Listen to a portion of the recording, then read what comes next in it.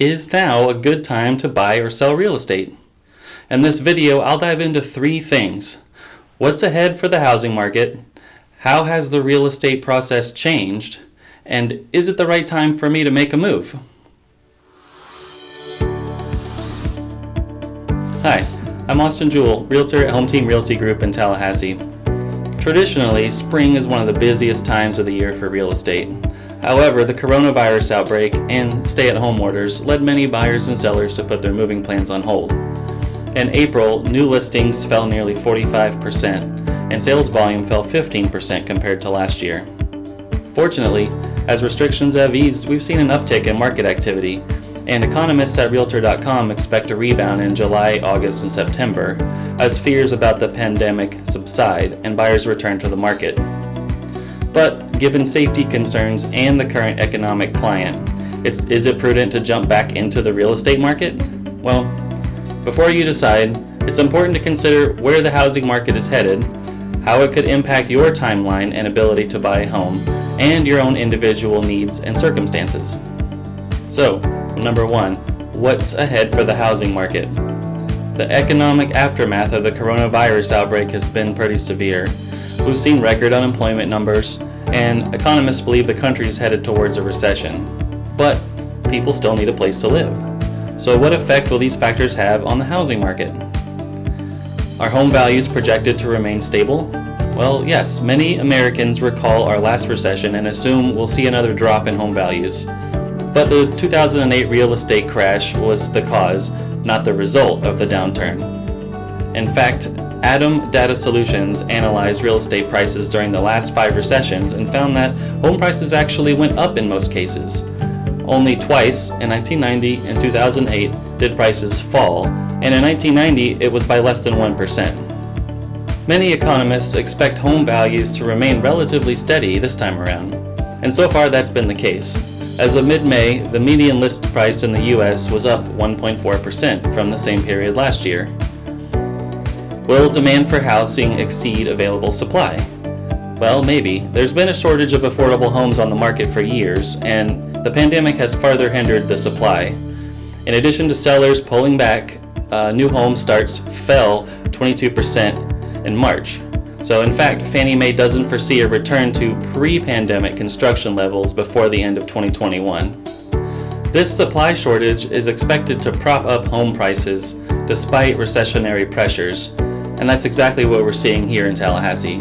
Fannie Mae and the National Association of Realtors predict housing prices will rise slightly this year, while Zillow expects them to fall anywhere from 2 to 3%. Still, that would be a far cry from the double-digit declines that occurred during the last recession.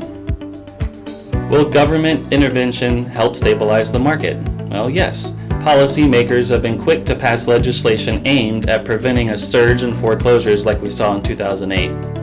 The Coronavirus Aid, Relief, and Economic Securities Act, or CARES Act, passed by Congress, gives government-backed mortgage holders who were impacted by the pandemic up to a year of reduced or delayed payments. We've certainly seen lots of people taking advantage of that here locally. The Federal Reserve has also taken measures to stabilize the housing market, lower borrowing costs, and inject liquidity into the mortgage industry. So these steps have led to record low mortgage rates that should help drive buyer demand and make homeownership more affordable for millions of Americans. I remember my parents saying when they got their first home, it was double-digit interest rates. And I had a customer just recently tell me that they got approved for 2.65%. That's amazing. Number 2, how has the real estate process changed? As the pandemic hit, real estate and mortgage professionals across the country revised their processes to adapt shifting safety standards and economic realities. So while these new ways of conducting business may seem strange at first, keep in mind that military clients, international buyers, and others have utilized many of these methods, like Zoom meetings, for example, to buy and sell homes for years. Some new safety procedures. Well, the safety of our clients and our team members is our top priority. That's why we've developed a process for buyers and sellers that utilizes technology to minimize personal contact. Again, like Zoom virtual meetings. For our listings, we're holding online open houses, offering virtual viewings, and conducting walkthrough videos. We're also using video chat to qualify interested buyers before we book in-person showings. This enables us to promote your property to a broad audience while limiting physical foot traffic to only serious buyers. Likewise, our buyer clients can view properties online and take virtual video tours to minimize the number of homes they actually step inside. Ready to visit a property in person? Alright, we can decrease surface contact by asking the seller to turn on all the lights and open all the doors and cabinets before your scheduled showing. Or I'm certainly happy to show up early and do that for us. The majority of our paperwork is also digital. In fact, many of the legal and financial documents involved in buying and selling a home went online years ago. You now can safely view and e-sign contracts from your smartphone or computer, and it's really easy. Are timelines longer and mortgage standards higher? Well, yes. The real estate process is taking a little longer these days. Both buyers and sellers are more cautious when it comes to viewing and showing homes. And with fewer house hunters and less available inventory, it can take more time to match a buyer with the right property. In a recent survey, 67% of realtors also reported delays in the closing process. And the top reasons are financing and buyer job loss. But appraisals and home inspections are also taking more time due to shifting safety protocols. Securing a mortgage may take a little longer too. With forbearance requests rising, lenders are getting increasingly conservative when it comes to issuing new loans. Many are raising their standards, requiring higher credit scores and larger down payments. So prepare for greater scrutiny and build in some extra time to shop around. Number 3. Is it the right time for me to make a move?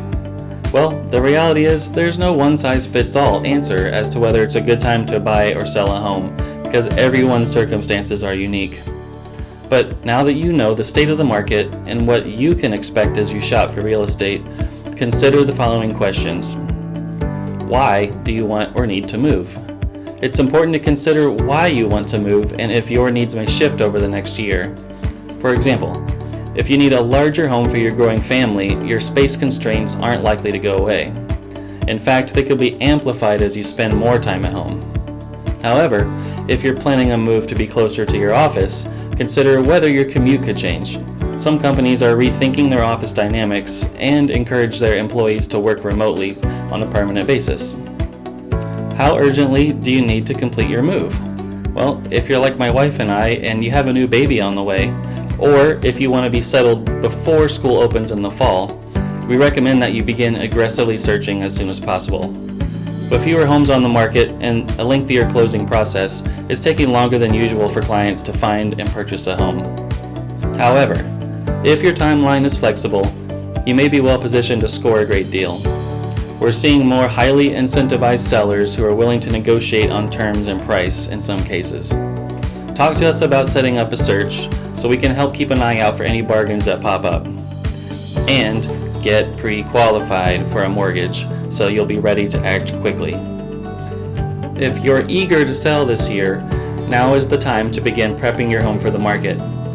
In another one of my videos, I explain exactly what you need to do to prepare your home for the market. Also, a second wave of infections is predicted for the winter, which could mean another lockdown. If you wait, you might miss your window of opportunity to sell. How long do you plan to stay in your new home? The U.S. real estate market has enjoyed steady appreciation since 2012, which made it fairly easy for owners and investors to buy and sell properties for a profit in a short period of time. However, with home values expected to remain relatively flat over the next year, your best bet is to buy a home you can envision yourself keeping for several years.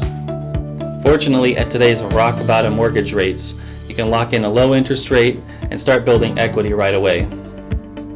Can you meet today's higher standards for securing a mortgage? Mortgage lenders are tightening their standards in response to the growing number of mortgage forbearance requests. Many have raised their minimum credit score and down payment requirements. Even if you've been pre-qualified in the past, you should contact your lender to find out if you meet their new, more stringent standards. Is your income stable? That's a pretty hot topic for many people. If there's a good chance you could lose your job, you may be better off waiting to buy a home. The exception would be if you're planning to downsize. Moving to a less expensive home could allow you to tap into your home equity or cut down on your monthly expenses. And lastly, when you're ready to move, we're ready to help. While uncertain market conditions may give pause to some buyers and sellers, they can actually present an opportunity for those who are willing, able, and motivated to make a move. Your average spring season would be flooded with real estate activity, but right now only motivated players are out there in the market. That means that if you're looking to buy, you could be in a better position to negotiate a great price.